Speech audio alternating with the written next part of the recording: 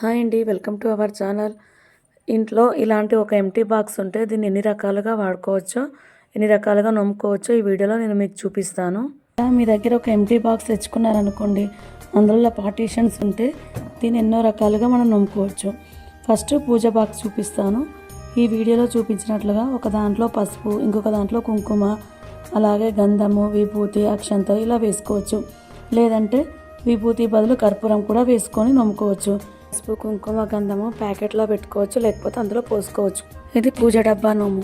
ఖాళీ బాక్సులు కాకుండా ఇలా స్పెషల్గా మనం ఇలా నమ్ముకోవచ్చు. అలాగే ఇందులో మసాలాలు వేసి మసాలా బాక్స్ అని కూడా నమ్ముకోవచ్చు.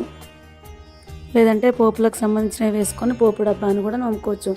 జీలకర్ర, ఆవాలు, పసుపు, ఎండుమిరపకాయలు, శనగపప్పు, పెసరపప్పు ఇలా ఏదైనా వేసుకొని పోపు డబ్బా అని నమ్ముకోవచ్చు. చూసారా, ఇలా ఒక్క బాక్స్తో మనం ఎన్నో రకాలుగా నమ్ముకోవచ్చు. ఇలా ఏవైనా సరే, ఏది వేసుకున్నా సరే 13 సెట్స్ చేసుకోవాలి. నా ఛానల్లో ఫుల్ వీడియో అప్లోడ్ చేశాను, ఒకసారి చూడండి.